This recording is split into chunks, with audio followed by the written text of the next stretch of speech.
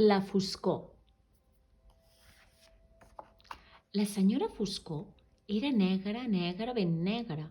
A vegades podia ser molt petita o a vegades podia ser molt gran.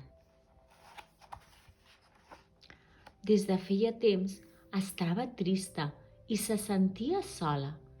Cap nen ni cap nena volia estar amb ella. Un dia va trobar a la Berta amb una llumeta encesa a la vora del llit. Estava tapada fins al nas i no volia obrir els ulls. La senyora Foscor li va demanar: «Què et passa, Berta?» «Tinc por de la foscor. No m'agrada no poder veure.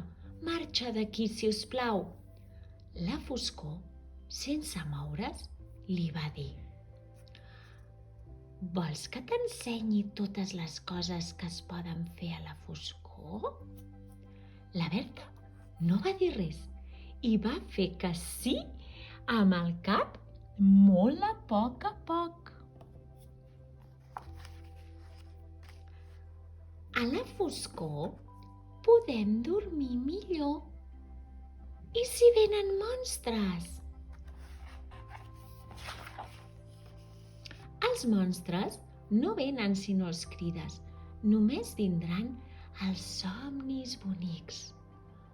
No sé pas. A la foscor podem veure les estrelles. I si venen els llops? Els llops no et faran res. Saps per què? Perquè estan mirant els estels. No sé pas.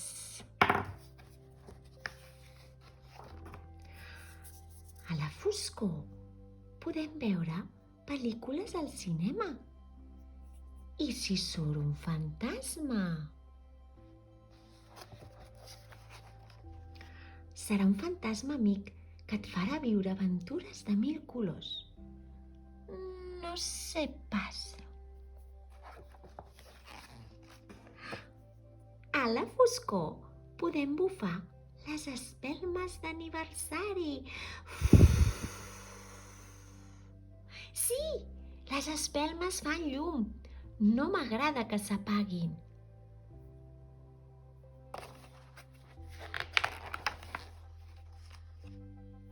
Quan s'apaguen les espelmes, comença la màgia. «Quina màgia?» va preguntar la Berta. La màgia de començar un nou any. La màgia de fer-te més gran i de poder veure el món amb totes les seves llums i les seves ombres.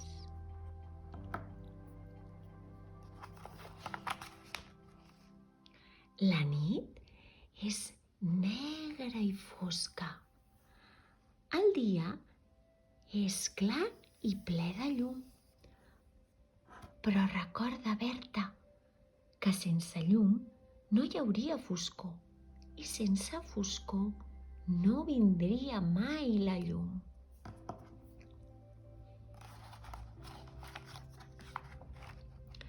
La Berta va somriure i li va dir a la foscor: «Vine amb mi al llit i dormirem juntes. Abans apagaré la llum per poder veure't millor i tenir somnis ben bonics».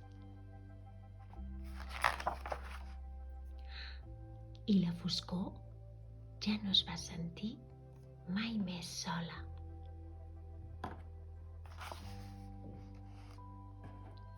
Vet aquí un gos i vet aquí un gat. Aquest conte ja s'ha acabat.